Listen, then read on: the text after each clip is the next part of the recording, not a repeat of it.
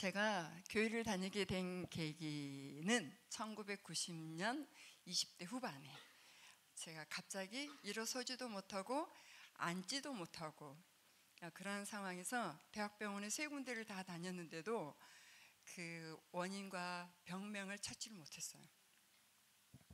어렸을 때 이제 저를 데리고 저희 어머니께서 이제 절에 데리고 다니고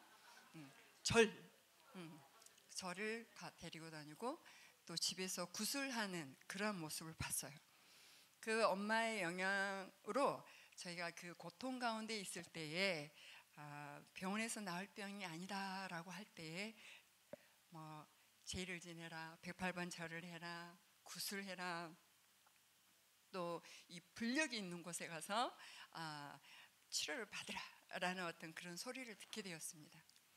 그 들은 것 중에 어떤 방법을 취하려고 하면 결정적인 순간에 저희 남편이 그것을 하면 안 돼 라고 말하여서 하지 못했어요. 여기저기서 다양한 방법을 제시하는데 그동안 한 번도 제가 교회에 나가질 않았었거든요. 교회 문턱만 밟아도 큰일 날 것 같은 저희 집안이었어요. 그러니까 하나님께서는 그 순간에 하나님께서는 고쳐주지 않으실까? 라는 마음이 들었습니다. 그 마음이 든과 동시에 같은 아파트에 살고 있는 권사님 댁을 찾아갔어요. 그곳에서 제가 지금까지 있던 상황을 이야기를 했더니 그 권사님께서 제 손을 꽉 잡으면서 내가 시키는 대로 하겠느냐 이러더라고요. 저는 그동안에 너무 고통스럽고 세상적인 방법으로는 방법이 없었기 때문에 지푸라기라도 잡고 싶은 심정이었거든요. 그래서 하겠다고 그랬더니 뭘 제안을 했냐면 40일 새벽기도 작정이라는 것을 제시를 했어요. 40일 동안 하루도 빠지면 안 되고 만약에 35일째 빠졌다, 결석을 했다 그러면 1일부터 다시 시작해야 됩니다. 그 말을 듣는 게 어떤 바보가 그렇게 하겠는가 라는 생각이 들어서 저의 목표는 40일을 채우는 거, 40일을 결석하지 않고 완주하는 거, 그게 목표가 되었어요. 근데 제가 혼자는 못 거리니까 그 순간 그 권사님이 그 제안을 하고 난 다음에 바로 그 자리에서 여기저기 전화를 하고 나중에 알고 봤더니 그게 기도팀을 짰던 거예요. 그 기도팀을 짜고 저를 위한 중보기도자와 저를 데리고 다닐 사람들을 만든 거예요. 그래서 저희 아파트에 그 개척교회가 있었어요. 상가에 조그만 본인들이 다니는 교회, 섬기는 교회가 있었지만은 저를 위해서 두 권사님이 새벽에 벨을 누르고 제가 나올 때까지 그 컴컴한 복도에 서 있는 거예요. 옛날에는 복도에 센서등이 없었잖아요. 그래서 제가 문을 열고 나온과 동시에 제 양쪽 겨드랑이를 손을 딱 끼고 저를 거의 이렇게 끌고 가다시피 그렇게 해서 40일 새벽 기도를 시작하게 됐습니다. 제가 기도를 할 줄 몰라요. 말씀이 뭔지도 몰라요. 찬양을 어떻게 하는지도 몰라요. 그런 상태에서 시작된 저의 그 교회에 가는 것이 목사님이 새벽 기도 시간에 우리는 모두가 죄인입니다 라는 말씀을 하시면 나는 죄 지은 것도 없는데 왜 죄인이라고 자꾸 말씀하시는 거야. 이런 생각. 하나님 저 죄 지은 거 없어요. 이렇게 고개를 뻣뻣하게 세우고 기도를 할 줄 모르니까 제 귀에 들려오는 소리가 만약에 오른쪽에서 하는 소리가 내가 하고 싶은 말이네? 그러면 하나님 오른쪽에서 했던 사람 기도 바로 저도요. 또 강단에서 목사님께서 막 기도를 하는데 저거 내가 하고 싶은 말인데? 이러면 하나님 방금 목사님이 했던 기도 저도요. 이렇게 해서 기도를 끌어다가 저도요.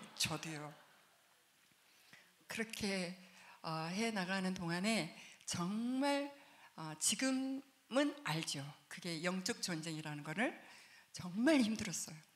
그런데 35일째 되는 날 그 교회 부흥 강사님을 초빙해서 부흥회를 하는 그 날이 있어요. 저녁에 저를 안수기도를 해주겠다고 목양실에서 무릎 꿇고 앉으래요. 앉았어. 양쪽에서 탁 해서 탁 이렇게 꿇어 앉히는 거 있죠. 그런데 그 목사님이 제 머리에서부터 이 허리까지 손을 대고 기도를 이렇게 쫙쫙쫙쫙 해나가는데 온몸이 뜨거워지는 거예요. 그 밤을 지나고 그 다음날 새벽 기도를 갔는데 놀라운 일이 일어났어요. 그 새벽 기도 때 제가 고개 빳빳이 들고 나는 죄 지은 거 없어요. 왜 자꾸 죄인이라고 해요? 라고 했던 저에게 어렸을 때부터 지었던 죄들이 그 파노라마처럼 펼쳐지는 거예요. 그러고 나서 제가 하나님 이것 잘못했어요. 이것 잘못했어요. 하나님 이것도 잘못했어요. 그렇게 하다 보니까 눈물 콧물로 이렇게 막 옷이 범벅이 되는 그 새벽 기도가 되었어요. 그리고 나서 그날 아침에 저도 모르게 섰어요, 제가. 그리고 걸었어요.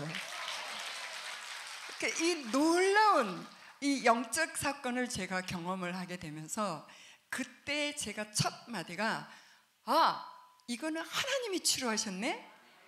하나님은 살아계신 하나님이네? 라고 저도 모르게 고백을 하는, 그러면서 막 거실을 왔다 갔다 진짜 내 허리가 안 아프네? 그리고 마트까지 갔다 왔는데 하나도 안 아픈 거예요. 세상 사람이 봤을 때는 이해할 수 없는 그런 사건이, 기적이 저에게 일어났어요. 그러다 보니까 저는 온 마음이 뜨거워지는 거예요. 그리고 새벽 기도 때 은혜를 받았기 때문에 정말 새벽 기도를 놓치면 안 되겠다라는 그런 마음, 그래서 새벽 기도를 사모하게 되고, 또 교회를 가면 제 눈에 보이는 것마다 제가 해야 될 것 같은, 그래서 이것도 해야 되는데 이것도 해야 되는데 이러한 모습으로 제가 교회 생활을 했었어요. 그런데 제가 만난 하나님, 또 저에게 행하신 하나님, 또 저와 함께 하신 하나님을 고백하고 믿었잖아요.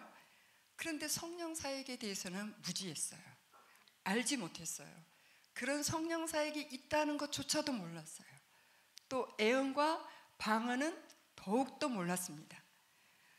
그러면 제가 성령 하나님이 내 안에 계신 것을 어떻게 알게 되었는가에 대해서 전할게요. 제 나이가 31살 젊죠.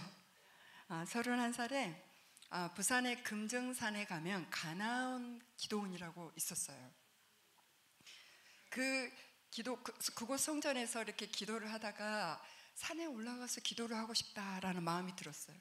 그래서 제가 산에 올라가서 기도를 하게 되는데, 기도하던 중에 이 불어오는 바람이 너무 시원하고 너무 상쾌한 거예요. 그러면서 저도 모르게 이 모든 것을 창조하신 하나님 찬양합니다. 그러면 제가 이 땅에 태어난 이유가 무엇입니까? 그리고 하나님의 뜻은 무엇입니까? 라는 질문을 겁도 없이 제가 하고 있었어요. 그러면서 성경책을 붙들고 이제 회개 기도를 한참 한 후에 이렇게 덮어있던 성경책을 쫙 폈는데 이사야 6장 6절 말씀이 펼쳐졌어요. 이사야 6장 6절 말씀이 무슨 말씀이세요?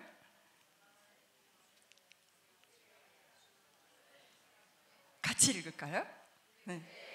그 수랍 중에 하나가 부젓가락으로 재단에서 집은 바 비소스.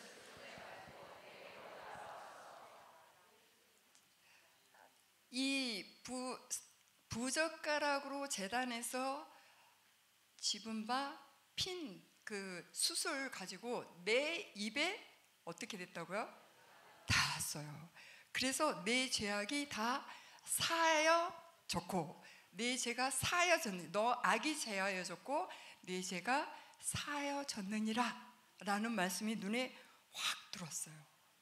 그래서 제가 주님께서 내 죄를 용서해 주셨구나. 그때 그 감사와 그 감격, 기쁨의 눈물 지금도 잊지를 못해요. 그리고 다시 또 성경책을 덮고 나를 용서하신 하나님, 그러면 제가 무엇을 해야 합니까? 라고 또 기도를 했어요. 그리고 또 성경책을 쫙 펼쳤어요. 그랬더니 6장 8절, 이사야 6장 8절 말씀 같이 읽을까요? 내가 또 주의 모습.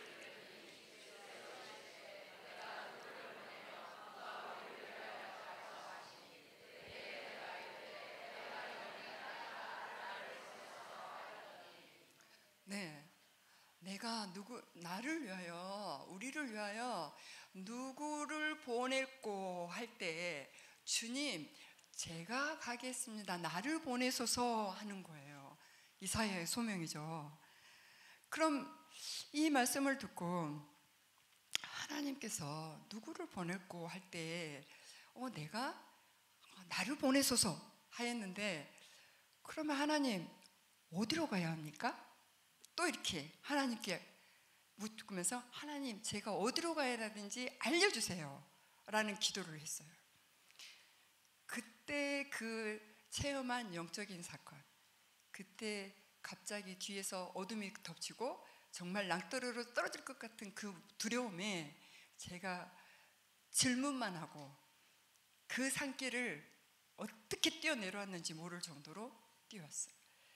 그 말씀, 하나님, 제가 어디로 가야 합니까? 그 질문을 31살에 받아가지고 몇십 년 동안이 지속됐어요. 한 발은 세상에 담고 한 발은 하나님한테 담겨요.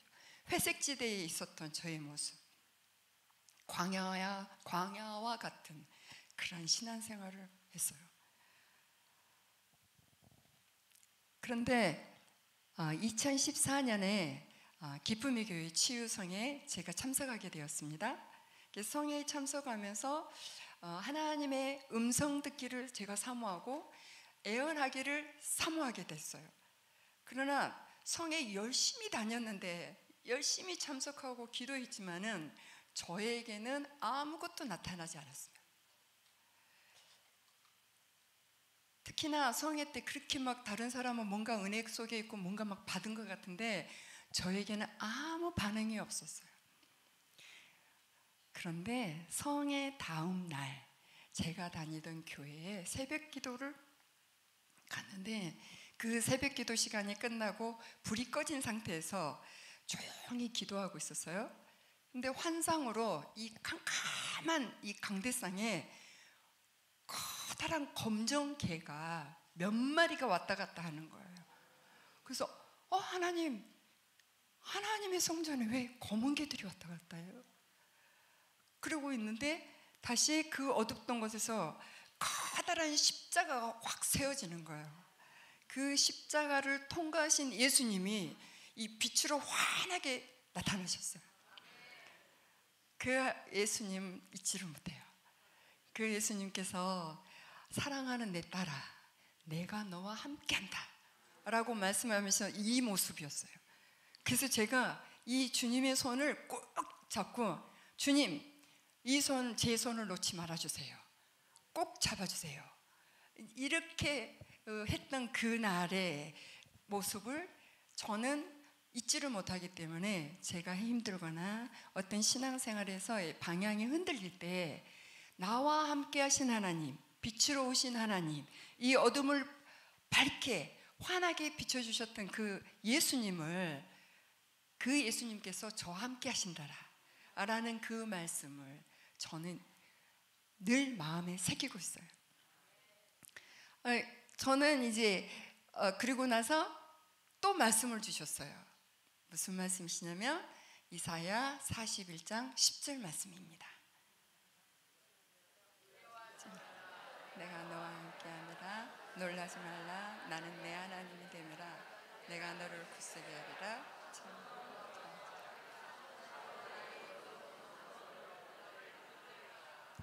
아멘. 저는 이 말씀을 하나님이 저에게 주신 레마의 말씀으로 붙잡고 가슴 깊이 새겼습니다. 지금도 이 말씀을 늘 묵상하고 있어요.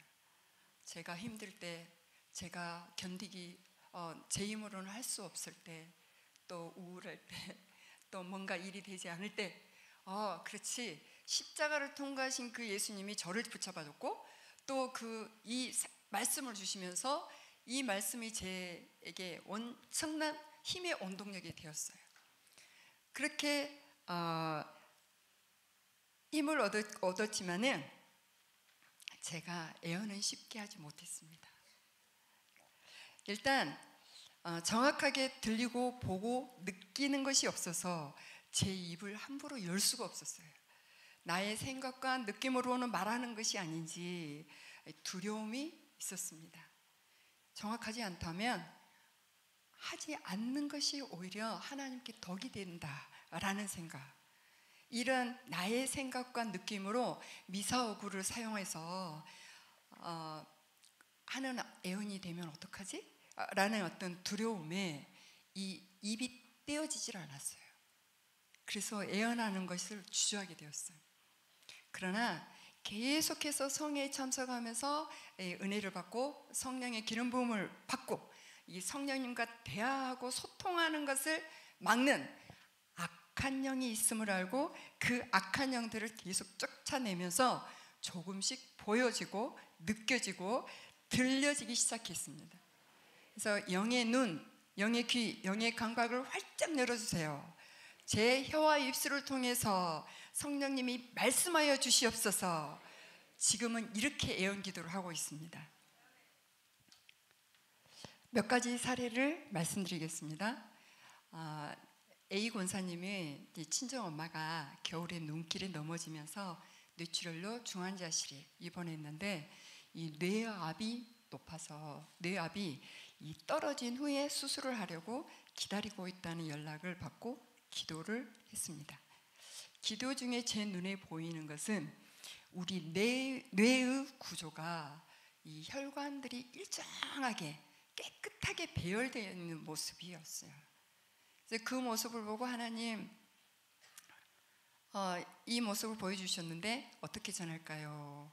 라고 해서 그 권사님에게 전화로 염려하지 마세요. 수술도 잘 되고 후유증도 없고 깨끗하게 나을 겁니다. 라고 말했어요. 근데 그렇게 제가 사실 하나님께서 보여주신 것을 전하기는 했지만 전하는 대로 정상적으로 회복되도록 하나님께 치료해 주세요. 하나님께서 치료해 주세요. 라는 그런 간절한 기도가 계속되었어요. 감사하게도 예언한 대로 수술 후에 정상적으로 회복되셨고 일상생활을 하셨습니다. 두 번째 사례는 이제 비 목사님이 오랜 기간 동안 시어머님을 집에서 간병하면서 뭔가 마음이 힘든 상태다. 부모를 섬기는 마음으로 지금까지 감당해 왔는데 이제는 지쳤다. 이러다가 어머님을 미워하게 될 것 같은데 시설로 모셔야 하는지 언제까지 이런 생활을 해야 될지 모르겠다. 라고 했어요.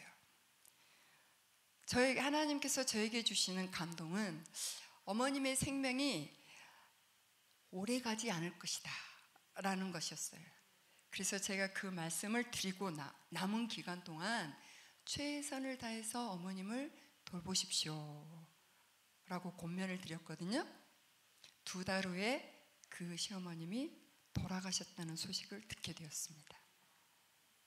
세 번째 사례는 중앙아시아에 있는 타지키스탄에 선교를 가는데 같이 가자는 제안을 받고 제 상황에서는 도저히 갈 수 없는 상황이었거든요. 그래서 듣는 즉시 저는 못 갑니다 라고 말했어요. 그런데 임재기도 가운데에 많은 사람들이 몰려오는 모습, 또 알 수 없는 글자가 새겨진 현판, 또 생수통이 쌓여있는 모습, 그 전통적인 옷을 입은 그런 한 여자의 모습이 보였습니다. 하나님, 이 모습은 무엇입니까? 무엇을 말씀하시는 겁니까?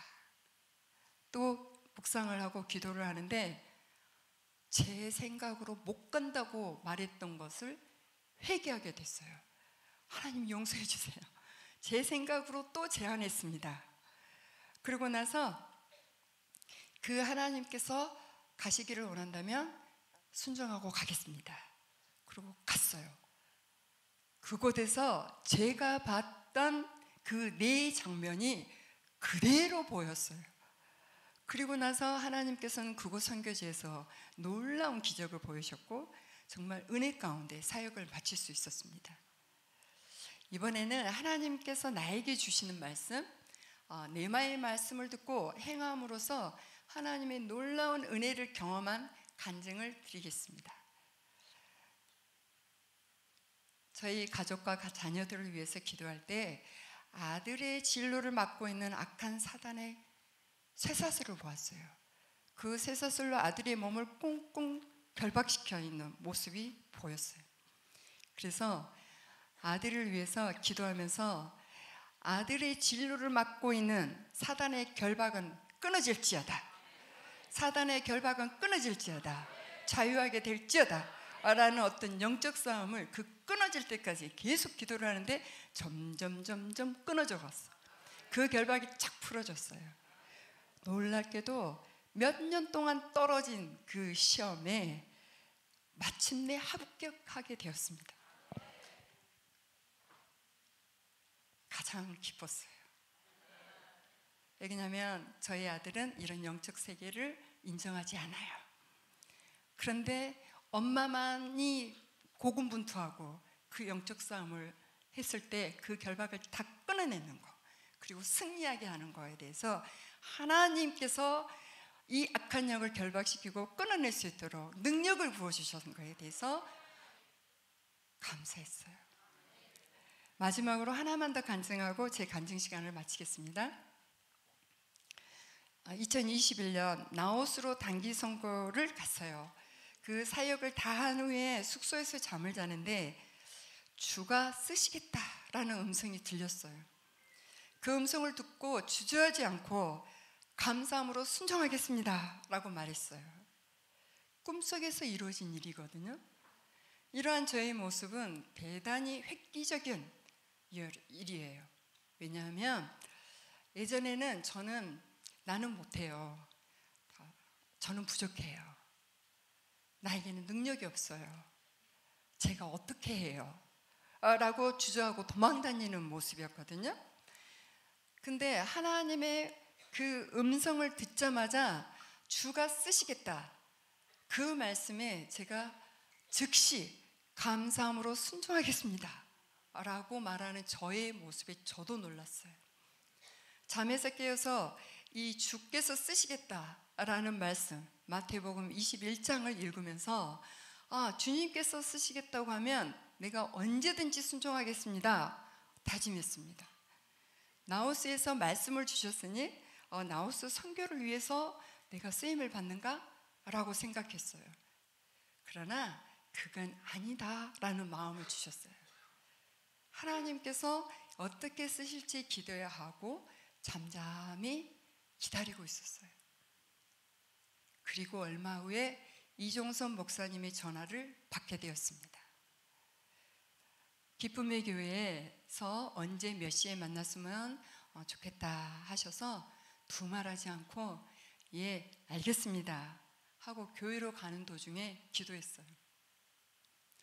이 만남이 이종선 목사님께서 부르셨지만 주님께서 하신 거라면 이종선 목사님이 말씀하실 때에 아무것도 묻지도 않고 따지지도 않고 순종하겠습니다 라고 기도했어요. 드디어 이종선 목사님과 만남의 시간, 이런저런 말씀을 하시고 기쁨의 교회에서 목사로서 함께 사역하자라는 말씀을 하셨어요. 하나님께서 쓰시겠다고 하신 말씀이 이곳에서 이런 사역을 하도록 부르셨구나라는 감동이 있었습니다. 하나님의 부르심이라는 확신이 들었습니다. 그 부르심의 확신이 있기 때문에 결코 흔들리지 않고 어떤 어려움 가운데 있더라도 하나님께서 부르신 자리에 제가 서 있겠습니다. 이렇게 지금 서 있습니다. 네. 그러니까 성령님을 인격적으로 모시고 성령님과 사역하는 이 기쁨의 교회에 맡겨진 사명을 이루고 계시는 이종선 목사님과 함께 동역하는 이 귀한 자리로 성령님은 부르셨고 사용하고 계시고 주가 쓰시겠다 할 때에 마음껏 쓰임을 받고 있습니다. 요한복음 3장 34절에 하나님이 보내신 이는 하나님의 말씀을 하나니 하나님이 성령을 한량없이 주신다. 아멘. 하나님의 음성 듣기와 애언성에 참석하신 여러분, 하나님의 음성 듣기를 원하는 만큼 기름 부음을 받는 자리에 오셨죠. 네, 이 성령을 한량없이 주실 것을 믿고 성령 충만하도록 간절히 기도하고 사모하십시오. 그래야 하나님과 대화하고 소통하는 통로는 반드시 열릴 것입니다. 예수님의 이름으로 축복합니다. 감사합니다. 할렐루야. 다시 한번 우리 격려 박수하겠습니다. 하나님께 멋지게 쓰임받는 하나님의 일꾼으로 설교를